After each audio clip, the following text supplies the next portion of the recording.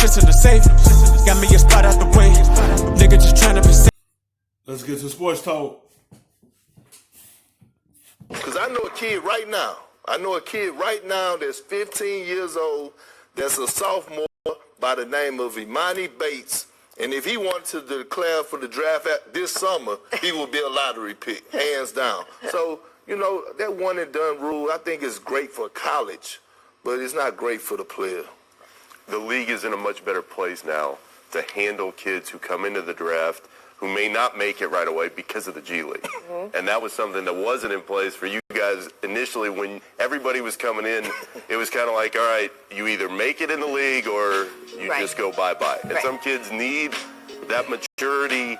They need that period. They need that time to grow a little bit more into their bodies, into the lifestyle of the league. And I think the G League is allowing the NBA to feel more comfortable about making this a rule again, like Kurt said, but it's time. You ain't making no sense.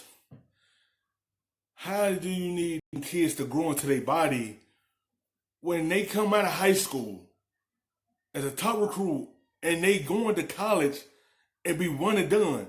So basically, they still in their high school body when they enter the draft at 18 and 19, either 17.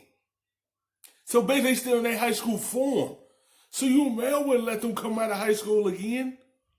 Because technically, they still in their high school form when they go to college for 1 year and enter the draft. They are still in their high school form.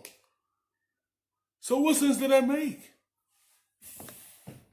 When you talk to players, it's long past the point where they know the kids need to be able to come in right away from high school and make that decision for themselves. I completely agree that the G League is going to change the game, really, for guys who can't quite think they can make it, can't quite make it. The NBA has also instituted over these recent years guys getting to be able to be evaluated by agents without and coaching staffs without having to give up their eligibility. So that has helped a little bit with guys being more realistic.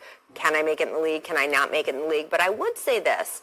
I do think if they get rid of one and done, and you guys know I'm no fan of the NCAA taking money that I think belongs to the players, I do think that the NBA needs to put in a pretty strict support structure. It can't just be, yeah, we have programs available. I don't think that would be enough. I think if you were coming straight from high school, I would like to see some sort of mandatory check-ins with a financial counselor, mandatory check-ins with a sports psychiatrist, right? Mandatory check-ins with someone who is going to make sure that life and that adjustment from being a kid.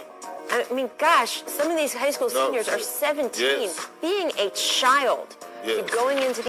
I sat down with Zion Williamson this week. He's the fourth youngest player in the NBA. He is 19. Right. And he did have that year of college at Duke to sort of be a stepping stone and prepare him for this adult world, but especially the high-profile players we're talking about, right? The guys who everyone would be so excited to come straight to high school. Everyone wants a piece of you. And it is much more than it was when Kevin Garnett came into the league. There's social media, there's a million blogs, there's a million people who could come up to you and say, oh, I'm gonna do it for you, kid. Right. And I just would like to see the NBA take on, but the NBA takes on a lot of things, but out of the goodness of wanting people to succeed, I would like them to take that on and put in a mandatory structure in place to get them through that first year. And Rachel, that's a great point because, listen, I was a country kid from Beaumont, Texas, at the age of 18, and I was so excited. Like, you may well just allow them to come straight out of high school into the NBA because most everyone about to do what LaMelo Ball is doing is skipping college and going overseas to play in the NBL, to play in the pros, to start making money for themselves instead of going straight to college and doing one and done. They gonna do that and go skip right over there and play pro ball and just skip college. They don't really want to go there. You see some of these freshmen when they show documentaries of them saying, I don't know why I'm here. I'm not really taking classes. I'm just here for 1 year and I'm gone. So you may well allow them to jump from high school to the NBA. Because they ain't gonna do nothing but do the same thing LaMelo Ball's doing. Going to the NBL and playing against professional athletes. I drove to Boston. I didn't even know nothing about shipping a car. I drove 30 hours to Boston. And when I got to Boston, it was like, oh man, I'm in the apartment. Next thing I know, the laundry basket is filling up. And I had to do a memory check that I didn't even know how to wash clothes. Right. Like, my grandparents was taking care of me at the time. I didn't even know how to wash clothes, so I was like, wow, going to the grocery store, I'm thinking, let me get waters and food and snacks.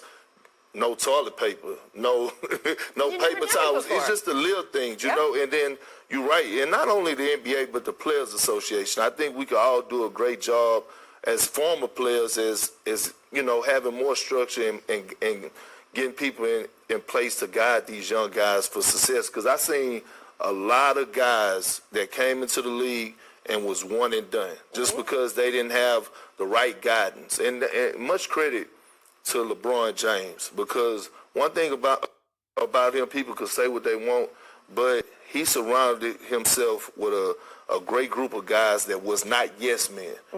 Randy, Rich Paul, and Mav, you know, hey, they'll sit down and argue with LeBron. I seen it. They will argue with and tell LeBron, hey, whatever, you can get mad, but that's what you need. You need people to tell you. Yes, you don't need no yes man around you. You need someone who's going to steer you in the right direction when you take that jump. Because it's something big, and it's something that's going to make your life a difference. And all that money that you get, someone needs to be right there to help you learn to manage it and learn how to manage your career so you don't be able to be that one and done. Hey, to surround yourself with a good support system and not no yes man. What you need to hear, not what you want to hear. Yeah, absolutely. And by the way, you're right. The NBA Players Association, the NBA, they have great programs now. I would just like to see it extend beyond, hey, this is what we have available Hire to some you, former players with to be actual able to rules in go terms of through it. making sure that these guys go through their first, maybe even 2 years, but these kinds of mandatory check-ins to make sure that everyone succeeds, which is what we want. Thanks for watching ESPN on YouTube. For highlights. Put a little bit of the rub, nigga, I gotta be safe.